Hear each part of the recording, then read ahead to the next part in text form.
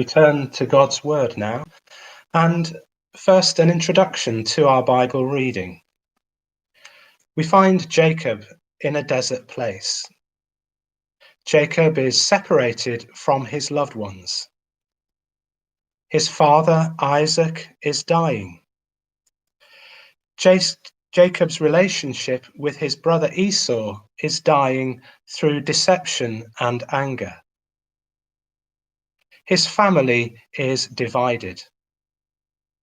Jacob, who is more of a sinner than a saint, is forced to leave home and family and finds himself on the run, in neither one place nor another, with the darkness closing in.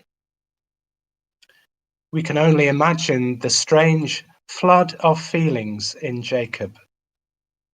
The fear, the loneliness, the isolation, the regret.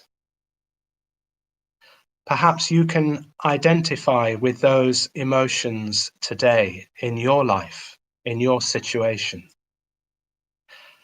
Well, an encounter with God beckoned for Jacob.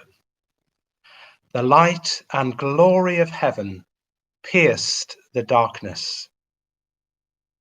And we pick up the story in Genesis chapter 28, beginning at verse 10. Jacob left Beersheba and set out for Haran.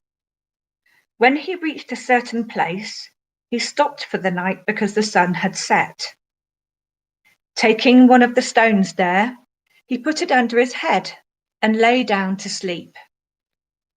He had a dream in which he saw a ladder resting on the earth, with its top reaching to heaven, and the angels of God were ascending and descending on it.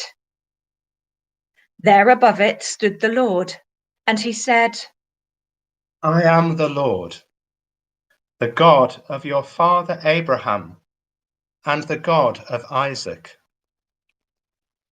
I will give you and your descendants the land on which you are lying. Your descendants will be like the dust of the earth, and you will spread out to the west and to the east, to the north and to the south. All peoples on earth will be blessed through you and your offspring.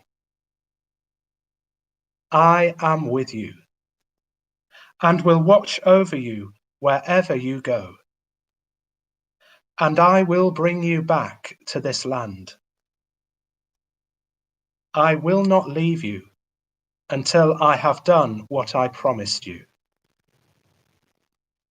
When Jacob awoke from his sleep, he thought, Surely the Lord is in this place, and I did not know it. He was afraid and said, How awesome is this place! This is none other than the house of God. This is the gate of heaven. Early the next morning, Jacob took the stone he had placed under his head and set it up as a pillar and poured oil on top of it. He called that place Bethel, though the city used to be called Luz. Then Jacob made a vow, saying, If God will be with me and will watch over me on this journey I am taking, and give me food to eat and clothes to wear, so that I return safely to my father's house, then the Lord will be my God.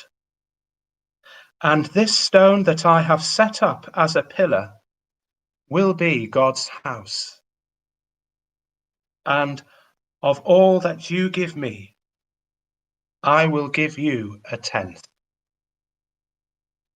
We thank God for his word to us.